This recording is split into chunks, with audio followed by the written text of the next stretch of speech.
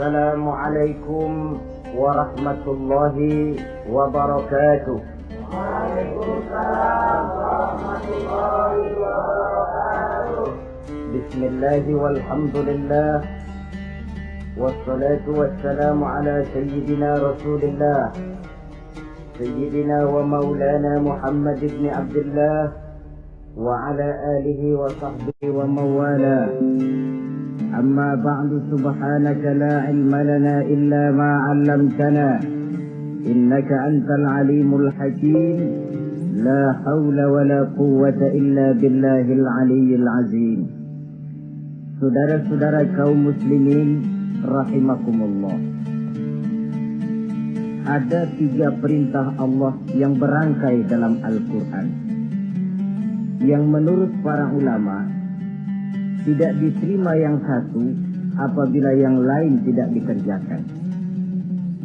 Di antaranya ayat aqimus shalah wa atuz zakah. Yang kedua ati'ullaha wa ati'ur rasulah. Dan yang ketiga ayat anishkurli wali walidayka. Perintah ini merupakan perintah yang berangkai. Aqimus shalah wa atuz zakah. Dirikan salat dan bayar zakat. Artinya tidak diterima salatnya orang yang tidak membayar zakat, dan tidak diterima zakatnya orang yang tidak mendirikan salat. Perintah ini berangkai pada saat salat dikerjakan, zakat apabila sampai haul dan nisabnya harus dibayarkan. Begitu juga pada ayat ati'ullaha wa ati'ur rasul. Taatlah kamu kepada Allah dan taatlah kamu kepada Rasul. Tidak diterima taat kepada Allah kalau membelakangi Rasul, dan tidak diterima mentaati Rasul kalau tidak mentaati Allah. Keduanya berangkai dan tidak terpisahkan satu dengan lainnya. Taat kepada Allah artinya harus taat juga kepada Rasul. Mengamalkan Quran artinya juga harus dengan mengamalkan sunnah. Oleh karenanya sering diingatkan, usaha memisahkan umat Islam dari Islamnya selalu diawali dengan memisahkan umat Islam dari ulamanya. Dan ini bukan urusan baru. Sejak zaman dahulu, orang-orang yang anti kepada Islam selalu berusaha memisahkan umat Islam dengan Islamnya. Caranya, pertama dipisahkan umat dari ulama.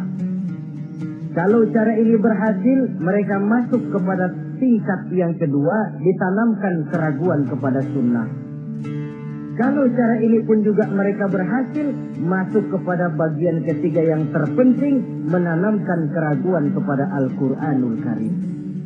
Kalau umat sudah meragukan Al-Quranul Karim, maka tidak ada lagi yang bisa diharapkan. Oleh karena itu, ati'ullah dan ati'ur rasul tidak bisa dipisahkan satu sama lain. Apabila kita mengamalkan ajaran Quran, seiring dengan itu kita juga harus menegakkan sunnahnya.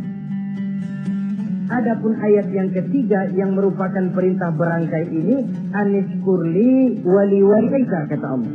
Hendaklah engkau bersyukur kepadaku dan bersyukur kepada ibu bapakmu. Bersyukur kepada Allah tapi tidak bersyukur kepada ibu bapak tidak diterima. Bersyukur kepada ibu bapak tapi tidak bersyukur kepada Allah juga ditolak. Oleh karenanya keduanya tidak bisa terpisahkan satu sama lain. Orang yang pandai bersyukur kepada Allah, dia harus pandai juga bersyukur kepada ibu dan bapaknya. Bersyukur kepada ibu bapak artinya berbakti kepada kedua orang tua kita. Kalau kita perhatikan, dan inilah pokok yang akan kita bicarakan pada pertemuan ini, soal berbakti kepada ibu dan bapak. Kalau kita perhatikan, kedudukan kedua orang tua dalam Al-Quran itu tinggi sekali. Kita baca misalnya dalam surah Al-Isra ayat 23. Di sana menjelaskan, وَقَضَى رَبُّكَ أَلَّا تَعْبُدُوا إِلَّا إِيَّاهُ وَبِالْوَالِدَيْنِ إِحْسَانًا. Dan Allah Tuhanmu telah memutuskan, telah menetapkan, jangan kamu menyembah selain daripadanya, dan berbaktilah kepada kedua orang tua. kita perhatikan tartibul kalimat atau tertib urutan kalimat dalam ayat ini. Pertama, jangan menyembah selain kepada Allah. Yang kedua, berbakti kepada kedua orang tua. Allah, setelah itu kedua orang tua. Begitu tinggi kedudukannya sampai dirangkaikan dengan kewajiban menyembah hanya kepada Allah. Sesudah itu apa? Wabil walidaini ihsana, berbakti, berbuat baik kepada ibu dan bapak. Dulu dalam surah An-Nisa ayat 36 kita temukan wa'budullaha wa la tusyriku bihi syai'a wa bil walidaini ihsana. Sembahlah Allah, jangan engkau sekutukan Ia dengan sesuatu pun, dan berbuat baiklah kepada kedua orang tuamu. Lagi-lagi di sini perintah bertauhid, perintah menyembah hanya kepada Allah dirangkaikan dengan perintah berbakti kepada kedua orang tua. Dalam kehidupan sehari-hari, biasanya perintah penting lahir pertama. Perintah penting kedua lahir pada urutan kedua. Dari segi prioritas kita bisa melihat tingginya kedudukan kedua orang tua kita di dalam kehidupan ini. Lalu orang tua adalah bapak dan ibu. Keduanya mempunyai peranan yang sangat besar sejak lahirnya kita ke alam dunia ini sampai kita meningkat menjadi anak-anak, remaja, dewasa. Bapak misalnya kita lihat sibuk mencari nafkah. Ia pergi pagi, pulang sore, peras keringat, banting tulang.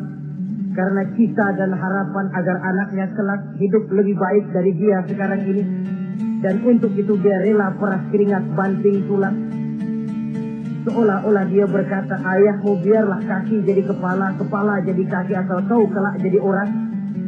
Yang kadang-kadang setelah kita sang anak ini jadi orang, sering lupa kacang akan kulitnya. Sehingga boleh jadi orang lalu berkata, kalau orang tua kaya, anak jadi raja. Kalau anak yang kaya, orang tua sering jadi budak. Orang tua kaya, anak jadi raja. Apa yang dia mau jadi kenyataan. Tapi kalau anak yang kaya, kadang-kadang orang tuanya yang jadi budaknya. Lalu di samping sibuk mencari nafkah, bapak juga memberikan perlindungan dalam kehidupan ini. Menjadi simbol wibawa yang pada satu saat kita akan merasakannya kalau dia sudah tidak ada.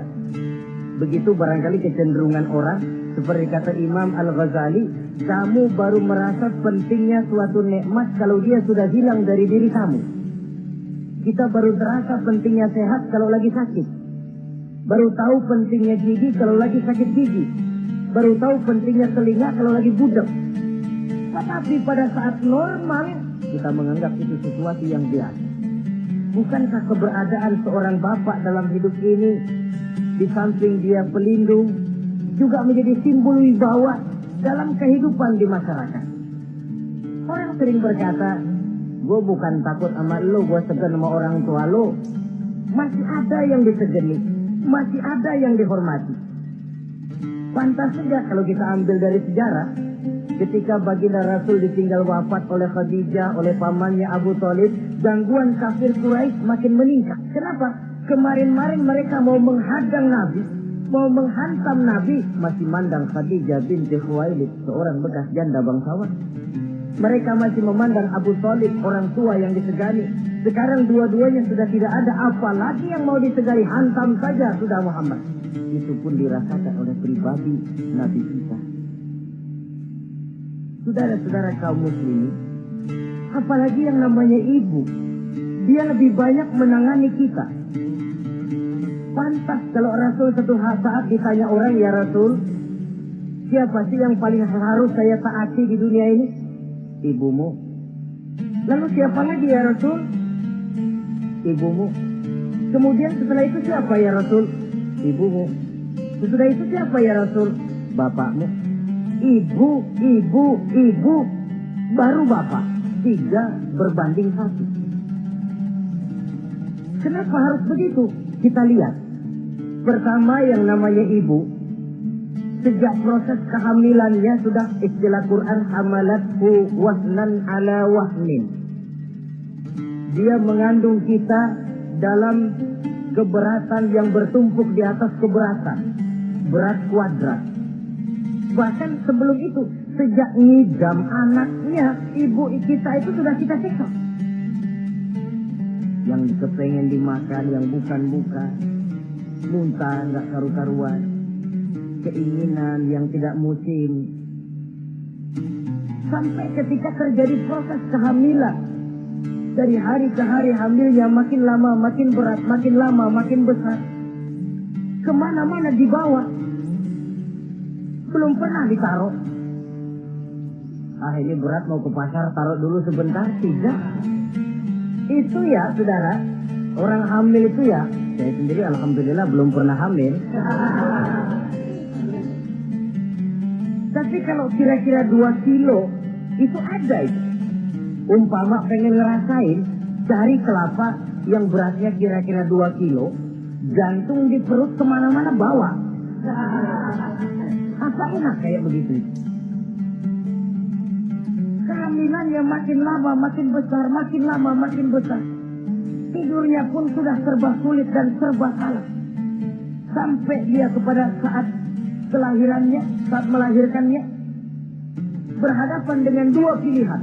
Kalau tidak hidup, mati. Dan seorang suami tidak pernah menghadapi saat-saat kritis macam gitu. Paling-paling waktu istrinya melahirkan, dia cuma nungguin di depan pintu.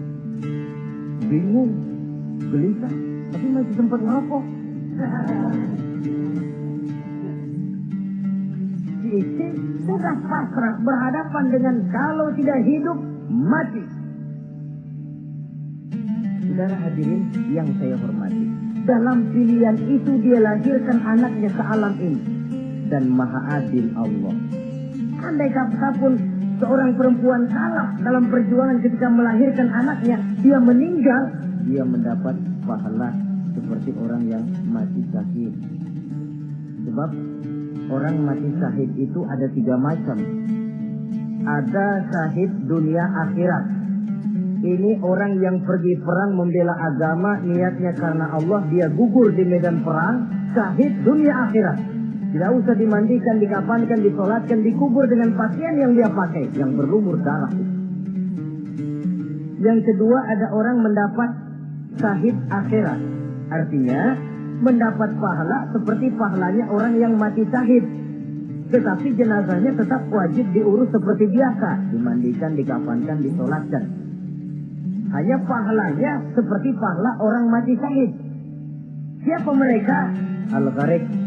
Orang yang mati tenggelam, gelap di kali, itu mati syahid, syahid akhirat. Apalagi sahibul hadmi, orang yang tertimpa benda keras secara mendadak, mati syahid, syahid akhirat. Di dunia tetap wajib diurus seperti biasa. Saudara lagi jalan enak-enak ketiban batu 2 ton, mati, mendapat pahala syahid, syahid akhirat. Tapi jangan diniatin. Kalau dilihatin, saya mah pilih selap aja dah. Lu nyebur ke kali, mati, syahid. Tidak. Konyol malah itu, bunuh diri namanya. Nah, di antaranya yang mati syahid itu perempuan yang meninggal pada saat melahirkan anak. Tapi masalah kita dalam pilihan antara hidup dan mati, dia lahirkan anaknya ke alam ini. Lalu proses mengasuh dan membesarkan lebih banyak sang ibu ketimbang sang bapak.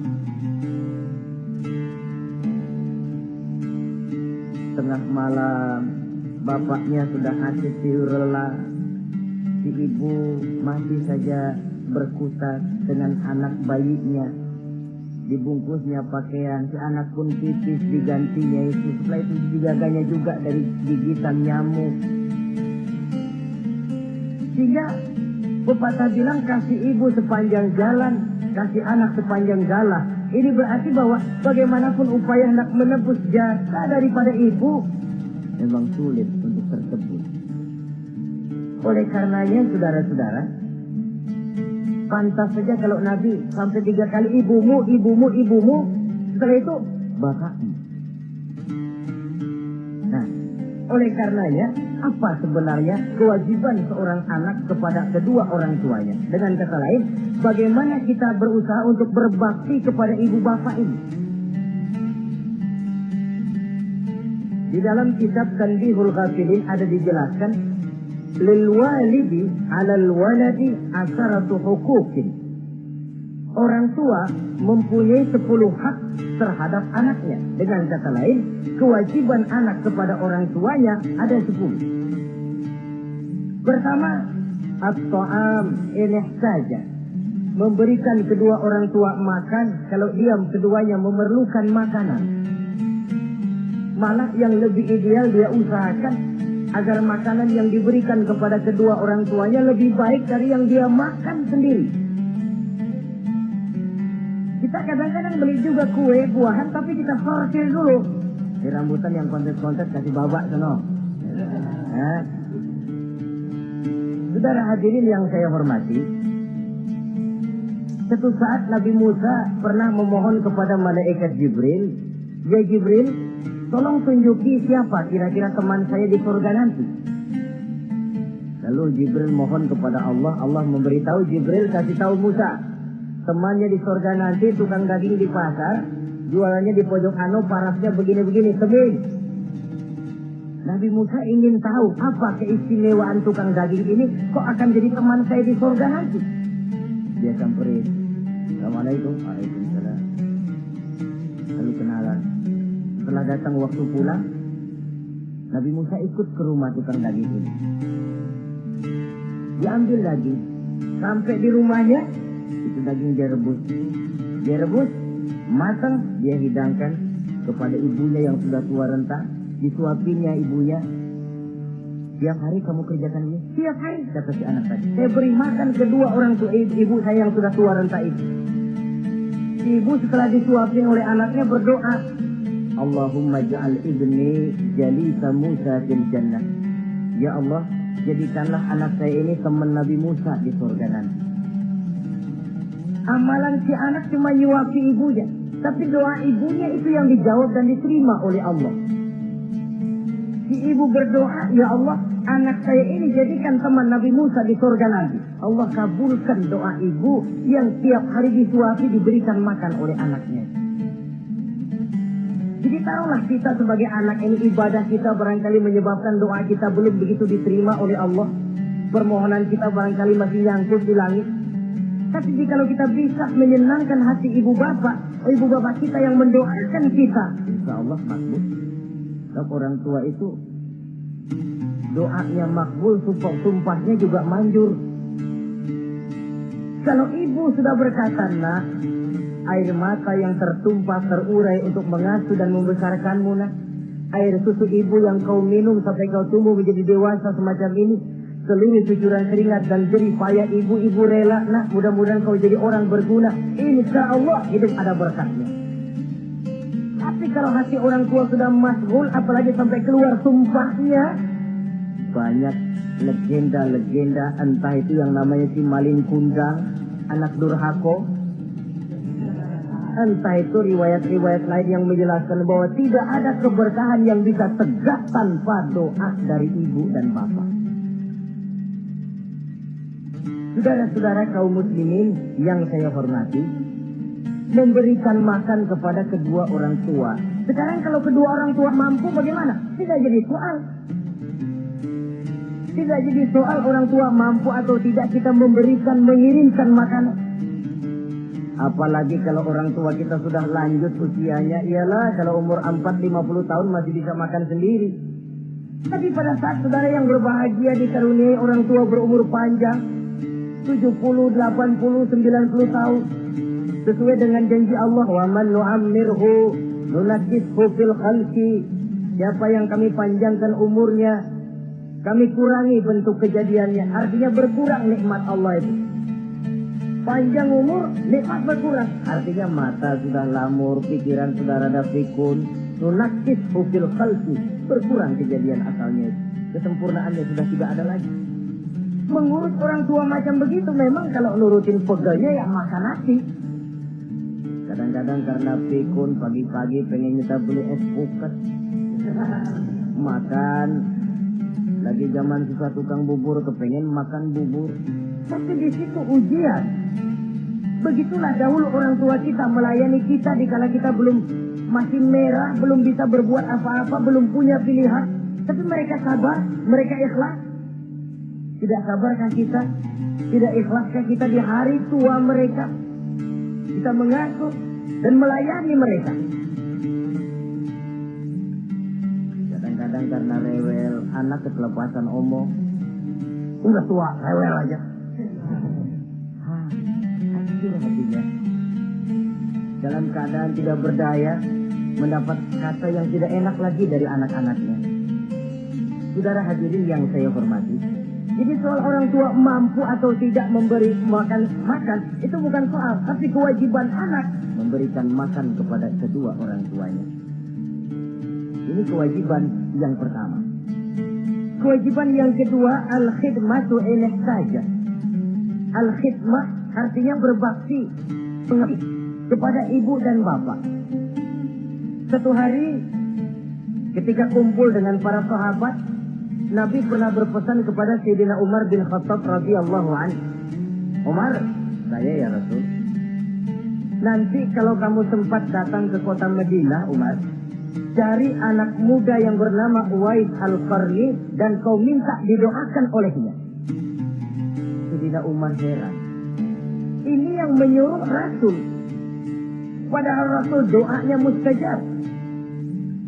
Dan lagian masih banyak orang-orang tua. Kenapa kalau datang ke Madinah suruh cari anak muda namanya Uwais Qarni dan minta didoakan olehnya? Apa keistimewaan Uwais Al-Qarni?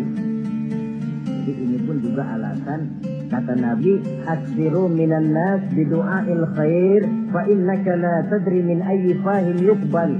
Banyak-banyaklah kamu minta doa kebaikan dari orang lain, sebab kamu tidak tahu dari mulut yang mana doa diterima Allah.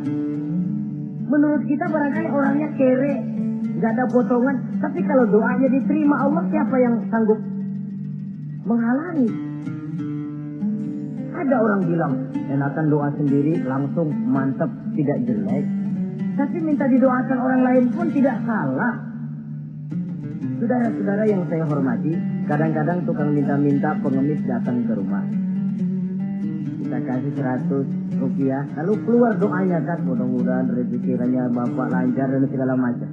Ada orang yang gak sabar, dia bilang, Allah kenapa saya, kamu doain dirimu sendiri aja dah, supaya besok jangan jadi pengemis lagi. Secara logika mungkin, secara logika. Tapi agama bukan cuma logika. Siapa tahu dan siapa yang bisa menghalangi kalau doa dari mulut tukang pengemis itu yang diterima Allah? Tidak seorang pun yang tahu. Nah, Sayyidina Umar heran, apa sih keistimewaan Uwais Al-Qarni ini? Ketika beliau ke Madinah diselidiki, apa keistimewaan si Uwais ini? Masih muda, tapi saya oleh Nabi disuruh temuin dan minta didoakan olehnya. Nah, jadi dalam pandangan Allah itu ya nggak ngurus tuanya. Yang afdal itu yang tua dan banyak ibadahnya, dekat dengan Allah. Tapi kalau tuanya cuma kejemur, ya mending yang muda dan banyak ibadahnya. Uwais Al-Qarni ini contoh. Apa ibadah Uwais Al-Qarni? Ternyata dia seorang anak yang sangat berbakti kepada ibunya. Ayahnya sudah meninggal. Dia pernah menggendong ibunya dari Madinah ke Mekah cuma untuk bikin haji dan untuk bertemu dengan Rasul. Sayang, tidak sempat bertemu dengan Rasul. Menggendong ibu dari Madinah ke Mekah itu kira-kira 465 kilo ya. Jakarta Semarang. Digendong ibunya. Kita kadang-kadang ibu kita ini sudah sakit payah, mau ke dokter saja masih manggil orang, tolongin mak gua noh. Masih minta tolongin. Berat kita. Uwais Al-Qarni menggendong ibunya cuma untuk menunaikan ibadah haji dan bertemu dengan Rasul. Rupanya karomahnya itu muncul karena dia merupakan anak yang sangat bakti kepada ibunya. Jadi Allah memberikan karomah itu ya, ada yang karena orang rajin tahajud, ada yang karena tangannya pemurah, dermawan, ada yang karena sangat berbakti kepada kedua orang tuanya, ada yang karena rajin baca Quran, ada yang karena rajin melaksanakan puasa sunnah. Timbul karomahnya, keistimewaan yang diberikan Allah kepadanya. Jadi bakti kepada ibu dan bapak mendatangkan karomah, keistimewaan yang diberikan Allah kepada kita. Kayak Uwais Al-Qarni, kalau dilihat dari segi ibadah, dia masih muda. Tentu lebih banyak ibadahnya macam Umar bin Khattab. Tapi karena baktinya kepada ibunya, sampai Nabi pesan Sayyidina Umar, kalau kau sempat ke Madinah, cari anak muda bernama Uwais Al-Qarni, minta didoakan olehnya. Artinya doanya dikabul oleh Allah Subhanahu wa Ta'ala.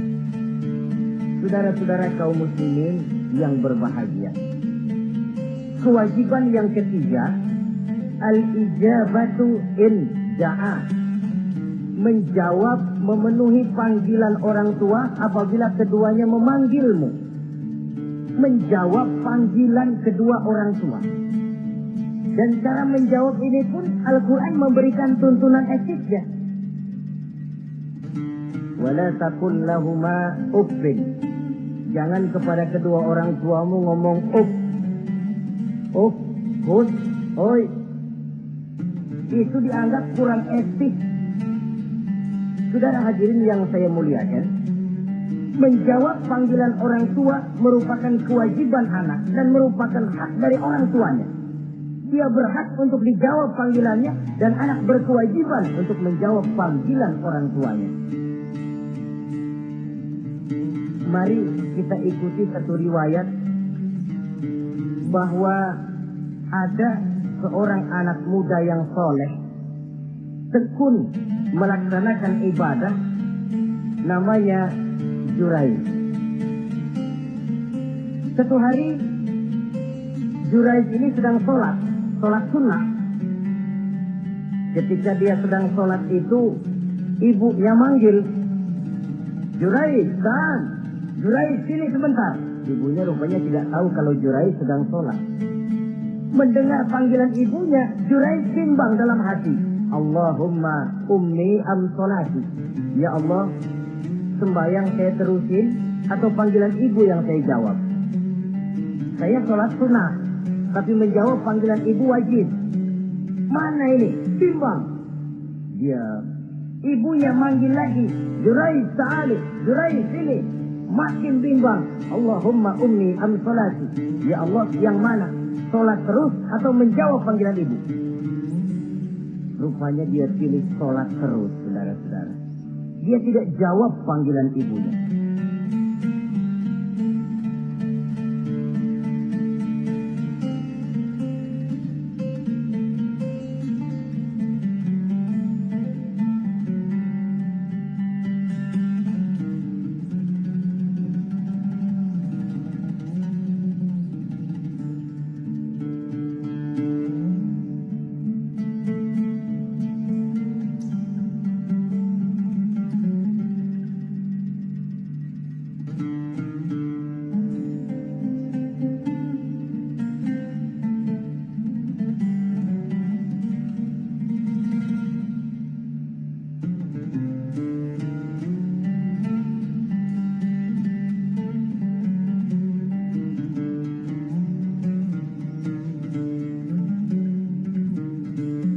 Karena panggilannya tidak dijawab ini, mangkel rupanya hati sang ibu. Ya Allah, Jurayj ini, saya lahirkan dia antara pilihan hidup dan mati. Saya asuh dan saya besarkan dia. Cuma saya panggil tidak mau menjawab, sakit hati saya. Keluar katanya, ya Allah, jangan mati Jurayj sebelum dia bertemu orang jahat.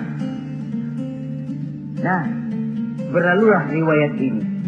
Hari berganti hari, bertukar minggu pergi datanglah bulan. Kesolehan anak muda yang bernama Jurayj ini terkenal ke seluruh kampung. Dan biasa, kalau ada orang yang soleh, apalagi dia masih muda, yang usil banyak.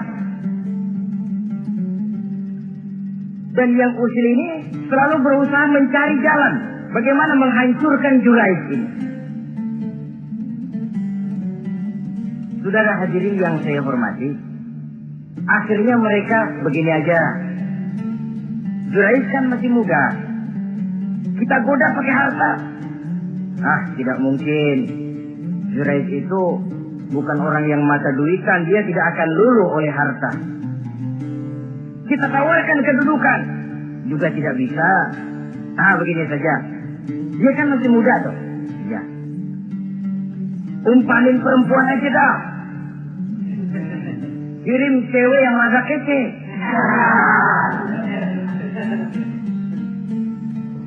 Dicarilah perempuan untuk menggoda Jurais ini. Sampai satu malam Jurais sedang ibadah di mihrab dalam masjid. Masuk perempuan ini dengan langkah gemulai, dengan suara merdu mendayu-dayu, mencoba merayu, membujuk, memperdaya, mempesona Jurais. Tapi nggak kena. Sejak dari berpakaian lengkap si perempuan ini sampai bahasa Arabnya Oryanun Salik, tanpa sehelai benang pun lagi lekat di badannya. Menggoda Jurais, memegang Jurais, muter-muter di depan Jurais, tanpa selembar benang pun lekat di badannya. Jurais mantap. Si perempuan karena sudah kadang merasa dibayar lalu nggak berhasil kan malu. Akhirnya dia keluar dari masjid, dia pergi ke sebuah kampung. Di sana dia berzina dengan seorang pengembala kambing dan hamil. Ketika hamilnya besar, si perempuan ini kemana-mana pidato. Saudara-saudara, kenal nggak Jurais? Kenal. Yang katanya rajin benar ibadah tuh, yang mainannya di masjid melulu, yang mainannya tasbih melulu. Nih, perut saya nih. Dia urusannya tuh. Jurais, apa betul? Oh. Akhirnya Jurais dicari orang, macam-macam, yang caci maki, bahkan ada yang bikin pakai batu sampai berdarah kakinya, berdarah tangannya. Caci maki orang sudah nggak karu-karuan. Masjid lo ya, topeng doang lo. Saudara hadirin yang saya hormati, kita lihat di sini, Jurais sedang sholat sunnah, dipanggil oleh ibunya, tidak menjawab. Cuma itu ilasnya. Dan ibunya pun tidak tahu kalau Jurais sedang sholat. Keluar omongan yang tidak enak, dan omongan itu manjur. Kata Jurais, saudara-saudara begini, apakah di antara saudara-saudara ada yang lihat saya melakukan zina dengan perempuan ini? Tidak ada. Lalu atas dasar apa saudara menuduh saya? Ya pengakuan si perempuan tadi. Nggak bisa dong kalau nggak ada saksi. Sekarang begini saja. Bagaimanapun saya ngotot, saudara nggak percaya, kita tunggu saja sampai si bayi ini lahir. Kita tanya dia nanti siapa bapaknya. Baiklah kalau begitu. Ditunggulah saat kelahiran sang bayi. Begitu bayi itu lahir ke alam ini, bron merah, masih orok. Setelah dibersihkan, ditekan perutnya oleh Jurais. Ya gulam, kul man abuk. Bayi, tolong kasih tahu siapa bapakmu. Dengan izin Allah itu orok, bayi yang masih merah ngomong, bapak saya tukang ngangon kambing di kampung Ano. Kata Jurais tuh kan, gua tuh juga bukan gua ya. Gak percaya sih ente, main sabot aja. Begini akhirnya nih, ternyata sedang sholat sunnah dipanggil, tidak menjawab, ibunya mangkel, keluar omongan tidak enak, itu masih manjur. Apalagi kalau nggak lagi ngapa-ngapain, dipanggil nggak jawab, atau menjawab dengan panggilan yang nyakitin hati, tentu saja lebih manjur lagi ucapan orang tua kita itu. Saudara-saudara yang saya hormati, jadi kewajiban ini al-ijabatu inda'a, menjawab apabila dipanggil. Teorinya mudah ini, prakteknya yang sulit. Pada suatu saat kita sedang menghadapi urusan yang sangat penting, orang tua mandi. Pada suatu saat kita sedang menghadapi tamu untuk sesuatu yang vital, orang tua mandi. Pada saat semacam itu, seperti ada hadis, tuan rumah wajib menghormati tamu. Itu sih mudah dalam situasi normal. Tapi coba malam kita sudah nggak tidur, begitu mau tidur baru mau ngelayat assalamualaikum tamu. kondisi begini untuk mengamalkan hadis tadi bisa apa tidak menghormati tamu dalam kondisi yang memang kita ini sudah mestinya istirahat. Mestinya kan hati kita. Kamu nggak tahu diri banget, gue mau tidur. Datang. Kalau kondisinya normal, menghormati tamu bukan sesuatu yang sulit. Begitu juga menjawab panggilan orang tua itu. Kalau kondisinya normal, mudah. Tapi dalam kondisi di mana kita berhadapan dengan pilihan ini atau ini, di situ akan kelihatan bakti anak kepada kedua orang tuanya. Yang keempat, kewajiban anak al-ita'atu in amara ghairi maksiyatin. Taat kepada ibu bapak sepanjang perintahnya tidak untuk maksiat kepada Allah. Kalau sudah perintahnya untuk maksiat, gugur kewajiban untuk taat. Umpamanya ada orang tua ngajak anaknya, "Nak, Om, warung pojok yuk." "Ngapain, Mbak?" "Kita seler." Umpama anak tidak wajib taat. Atau ada orang tua musyawarah sama anaknya, "Nah, gimana kalau kita pindah agama saja?" Tidak wajib taat. Sepanjang perintah itu tidak untuk melakukan maksiat kepada Allah, anak wajib taat. Dan jangan lupa, kewajiban taat kepada kedua orang tua di bawah kewajiban taat kepada Allah dan Rasulnya. Allah dan Rasulnya, setelah itu ibu bapak. Apabila perintah tidak untuk melakukan maksiat, maka anak wajib untuk melakukan taat kepada kedua orang tuanya. Ini kewajiban yang keempat. Apatah lagi kalau cuma sekedar diperintah ngaji, diperintah sekolah, diperintah melakukan membantu pekerjaan yang ada di rumah. Itu sudah perintah yang di samping bermanfaat buat keluarga, juga menyangkut hari depan kita sendiri sebagai anak. Kadang-kadang memang kita mengukur dari sudut kepentingan kita tanpa melihat jauh ke depan. Misalnya, ada anak pulang sekolah langsung ambil layangan sama benang berangkat ke lapangan. Orang tua karena melihat jauh ke depan, anak ini lelahnya belum hilang. Dipanggil, "Nak, pulang nak, jangan main layangan. Sini dulu kau istirahat, makan, sholat, tidur siang nak. Nanti bangun dulu barulah main." Si anak mungkin hatinya ngedumil, "Bapak, orang main layangan aja dilarang. Ini kesan yang timbul. Orang main layangan saja kok dilarang." Padahal larangan ini adalah untuk kemanfaatan dan kemaslahatan si anak itu sendiri. Tapi anak tidak mau mengerti. Yang dia tahu, dia dilarang main layangan. Itu cuma karena pandangannya yang tidak jauh menerawang ke depan. Pepatah bilang, sekejam-kejamnya macan tidak ada yang makan anaknya sendiri. Artinya bagaimanapun kondisinya, orang tua itu tidak ada yang akan sampai untuk menyengsarakan anaknya. Saudara-saudara kaum muslimin rahimakumullah. Jadi yang keempat, kewajiban untuk taat sepanjang tidak melakukan maksiat kepada Allah Subhanahu wa taala. Yang kelima, at-takallum ma'ahu bil-lail. Apabila bercakap-cakap dengan kedua orang tua, hendaklah dengan tutur kata yang lemah lembut. Wala tanharhuma wala taqul lahuma uffin wa qul lahuma qawlan karima.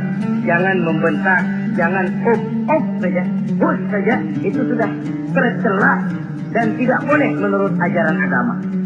Apatah lagi sampai membentak, maaf, apalagi sampai melakukan tindakan kekerasan.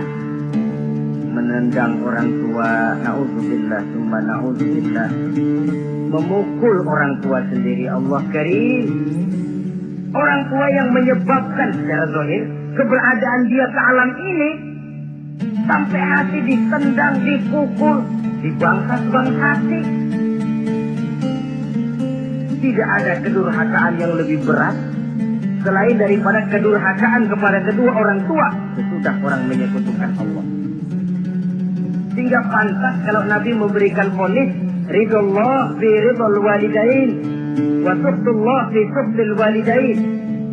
Keredoan Allah di dalam keredoan ibu bapak, dan murka Allah pun berada dalam kemurkaan ibu bapak.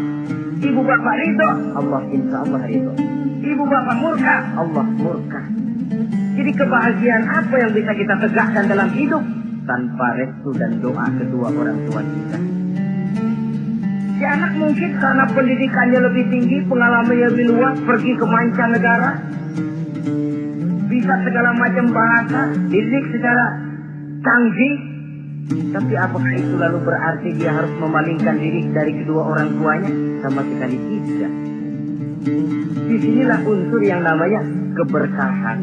Maka sering dijelaskan orang tua adalah keramat hidup. Kita sering ziarah. Ya kadang-kadang kalau yang diziarahi kiai ya lumayan. Kadang-kadang yang diziarahi dukun yang sembahyang aja enggak. Cari mbah ano, cari ambah ano, cari keramat ini, cari keramat itu. Dan jangan lupa di beberapa daerah yang namanya kiai itu ya, yang disebut kiai bukan cuma orang yang ngerti agama. Ya kalau saudara ke keraton Jogja mana segala gerobak namanya kiai. Iya toh, kereta kencana itu Sekung namanya kiai. Lalu jangan lupa itu misi gending pertama namanya juga Kiai Sadrak itu. Kiai, tapi misi gending. Kalau di sana itu kiai itu panggilan untuk yang dipertua. Kita ziarah cari keramat Mbah Buyut, Mbah Sapu Jagat, Mbah Brojo, macam-macam mbah.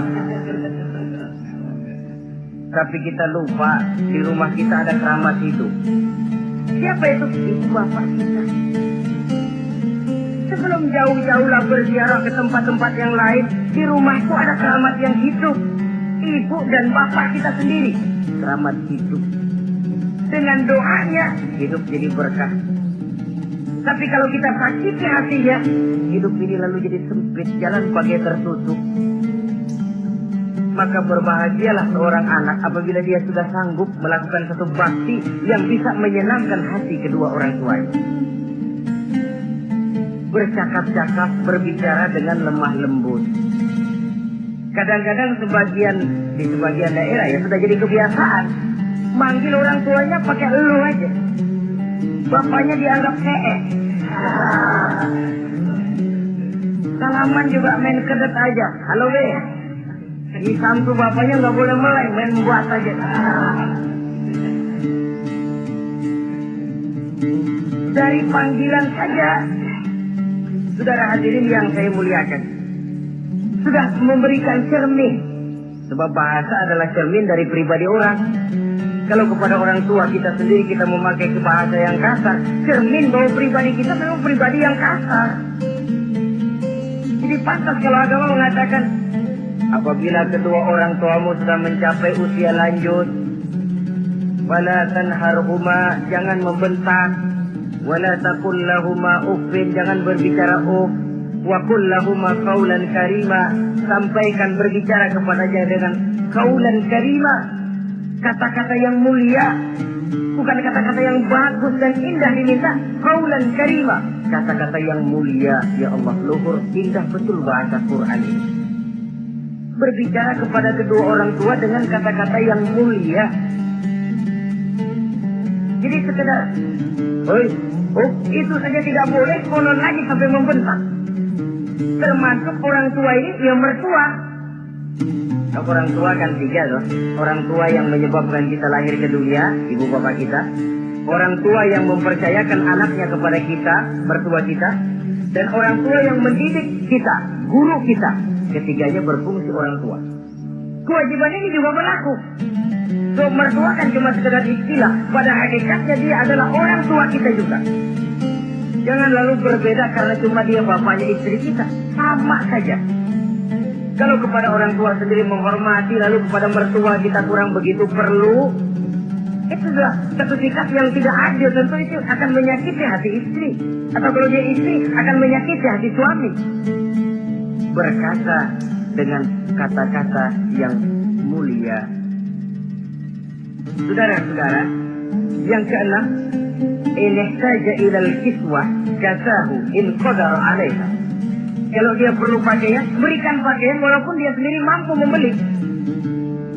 Nah, antarin bapak beli kacamata yuk. Ayo pak, Sudah sampai di toko kacamata bayar oleh anaknya.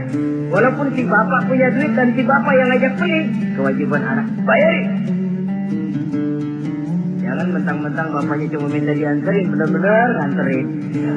Bapaknya ngeluarin dompet cuek aja. Malah ada kembalinya, Pak. Wah, kembalinya ditarik. Ya, kalau anak belum punya penghasilan ya wajar. Yang kita maksud di sini, anak sudah mandiri dan punya penghasilan yang memadai, bahkan mencukupi untuk membantu orang tuanya. Saudara hadirin yang saya muliakan, dan ini juga, kalau memang bisa, seharusnya orang tua kita pakaikan yang lebih baik dari yang kita pakai sendiri. Kalau bisa. Sebab nantinya sikap kita kepada orang tua kita itu akan jadi bahan bibir di masyarakat. Ya, dia enak-enakan orang tuanya begitu aja ya. Mungkin di depan kita orang tidak bicara, tapi di belakang kita kok tegel ya, kok sampai hati ya. Dia enak-enakan berdiri di Menara Gading, tapi orang tuanya tiap hari kerja begitu berat. Saudara hadirin yang saya hormati, sekali lagi, di depan kita orang mungkin tidak berani bicara, tapi di belakang itu akan jadi buah bibir. Ini dari segi kita memelihara muruah. Yang ketujuh, al-masyu khalfuhu. Kalau jalan mengiring, artinya di belakang orang tuanya. Ini adabnya, adab berjalan. Saudara yang saya hormati, ini yang dicontohkan oleh baginda Rasul. Jika berjalan dengan orang-orang tua, beliau belakangan. Kenapa? Ini merupakan simbol penghormatan kita kepada orang yang lebih tua daripada kita. Tidak mentang-mentang karena pendidikan lebih tinggi, merasa dirinya lebih tahu, lebih pengalaman, selonong boy. Orang tua tahu apa sih? Ngir. Waduh, hebat. Saudara hadirin yang saya hormati, al-masyu khalfu, berjalan di belakangnya. Begitu juga untuk mengemukakan pendapat. Kalau suatu saat orang tua mengajak musyawarah, dengarkan dulu omongannya, tangkap seluruhnya. Kalau kita merasa bahwa itu salah, jangan lalu dipotong. Salah Pak, jangan begitu, Bapak kolot sih. Salah, jangan. Cuma itu akan menyakiti hatinya. Kalau hatinya terluka, itu sudah merupakan suatu dosa, melukai hati kedua orang tua. Kalau kau dianggap kita diminta mengemukakan pendapat, kemukakan pendapat itu.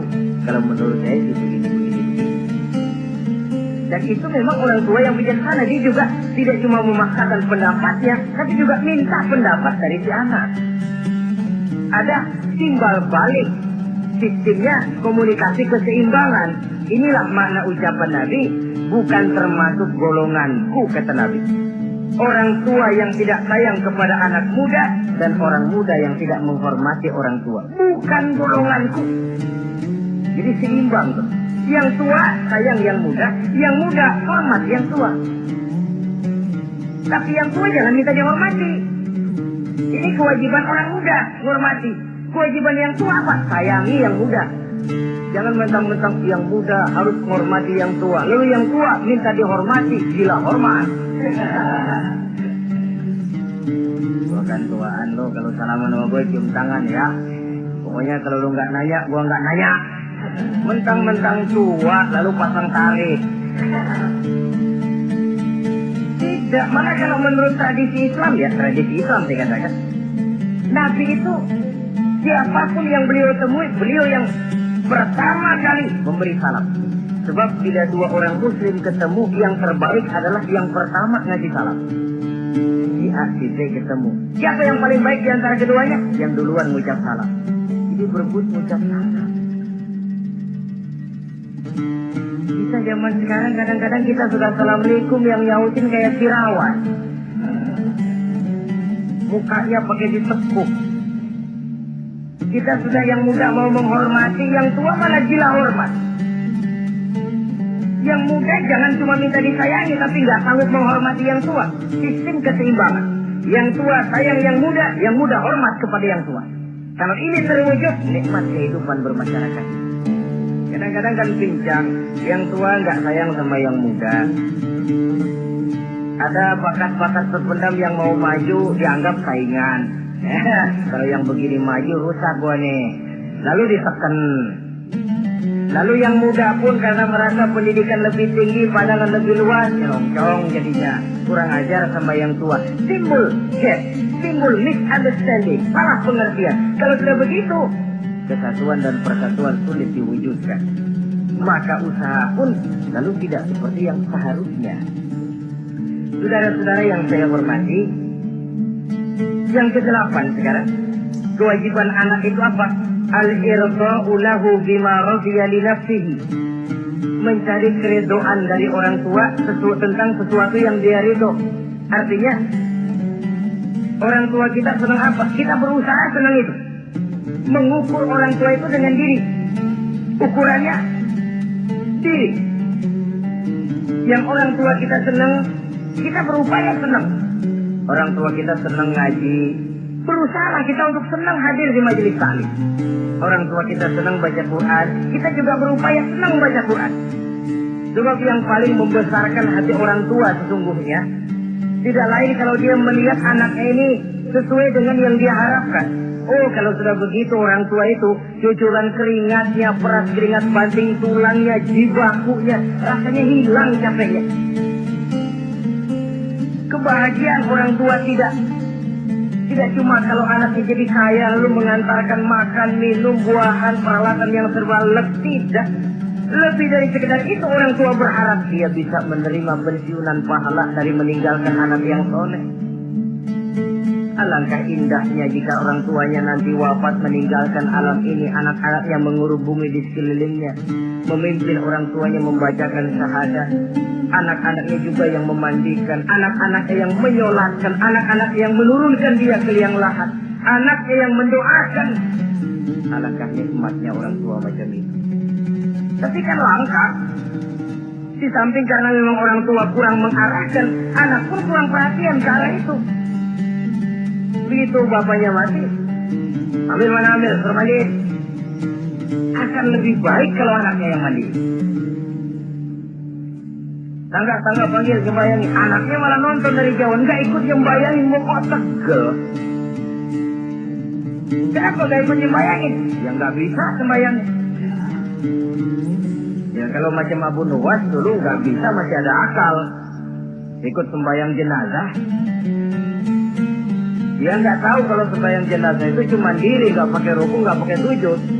Imam takbir dia takbir, begitu takbir kedua dia kira ruku dia. Habis takbir lagi sujud.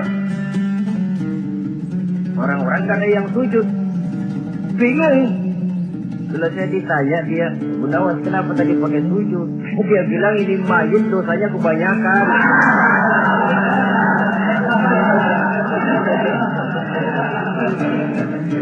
Jadi kalau nggak pakai sujud dosanya nggak diterima katanya. Dosanya nggak diampuni kalau nggak pakai sujud. Makanya saya pakai sujud. Itu sih akal-akalan. Jawaban orang kepepet namanya. Saudara hadirin yang saya hormati, baiklah ya. Yang ke-9, al-ikrahu lahu bima yakrahu li nafsihi. Membenci apa yang dibenci oleh orang tuanya. Orang tua kita enggak senang judi, jangan dekati judi. Orang tua kita enggak suka minuman keras, jangan cekek botol. Orang tua kita enggak senang kalau kita pulang sampai pagi misalnya, jangan pulang pagi. Orang tua kita enggak senang kita hanyut dalam arus pergaulan bebas, batasi pergaulan untuk menjaga hatinya. Salah kita senang, tapi di depan orang tua kan harus berusaha menjaga hati kedua orang tua kita. Ini tidak berarti bahwa di depan orang tua baik lalu di belakang orang tua merdeka. Kalau di depan orang tua mah kalem, begitu orang tua hilang merdeka, lalu berbuat semau-maunya, tentu tidak. Lalu yang ke-10, ad-du'a lahu bil maghfirah kullama da'a li nafsihi. Mendoakan kedua orang tuanya tiap kali dia mendoakan dirinya. Kewajiban anak tidak lupa tiap kali berdoa untuk dirinya. Orang tuanya disertakan. Rabbighfirli wali walidayya. Ampuni saya dan ampuni dosa ibu bapak saya. Pak, itu kalau orang tua masih hidup, ya. Sekarang kalau orang tua sudah meninggal, bagaimana berbaktinya? Gampang. Pertama, antasila akrabaihima. Bersilaturahmi dengan kerabat yang ditinggalkan oleh orang tuanya. Jadi jangan setelah orang tua mati lalu kehabisan obor. Orang tuanya kita senang, anaknya kita benci. Sama aja ngebenciin orang tuanya. Kan sering kejadian begitu. Zaman orang tuanya masih hidup, kawan medok, kawan lengket, orang tuanya udah mati, turunannya malah dimusuhin. Itu juga nyakitin orang yang sudah meninggal. Bersilaturahmi dengan kerabat yang ditinggalkan. Yang kedua, kalau orang tua sudah meninggal, cara berbuat baiknya bagaimana? Antastaghfir lahuma wa tad'u lahuma. Mohon ampun dan mendoakan keduanya. Itulah jadi orang soleh nikmatnya. Sudah mati pun orang kita masih kebagian doa. Orang soleh kemana-mana didoakan orang. Dia lagi tidur, ada yang sembahyang. Dalam tahiyat dia baca, Assalamu alaina wa ala ibadillahi sholihin. Ya Allah, berikan keselamatan kepada kami dan kepada hamba-hambamu yang soleh. Ini orang yang soleh, semua orang soleh kebagian doa itu. Walaupun dia lagi tidur, tidurnya didoakan orang. Dia sudah mati, kuburnya diziarahi orang, dibacakan doa. Lain kalau bajingan, liwat di kuburannya orang serem. Bajingan kemarin mati dipendam di sana. Lu jangan lewat sana, lu kesurupan. Liwat orang ngeri. Bagaimana lagi mau mendoakan? Yang ketiga, orang tua yang sudah meninggal itu cara berbaktinya wa anta tasaddaqu lahuma. Kalau ada rezeki, bersedekah atas nama keduanya. Pak, 100.000 untuk pembangunan masjid, saya lihat pahalanya untuk almarhum kedua orang tua saya. Insya Allah sampai. Oh, kalau tidak sampai, Rasul tidak akan mengajarkan badal haji. Untuk apa? Diajarkan badal haji artinya amalan orang yang masih hidup ada kaitannya dengan orang yang sudah meninggal. Bersedekah atas nama kedua orang tua. Saudara hadirin yang saya muliakan, mudah-mudahan Allah menjadikan kita anak yang bisa berbakti kepada kedua orang tua kita. Amin. Ini sajalah pertemuan kita yang singkat ini. Terima kasih atas segala perhatian dan mohon maaf atas segala kekurangan. Usikum wa nafsi bi taqwallah. Wassalamualaikum warahmatullahi wabarakatuh.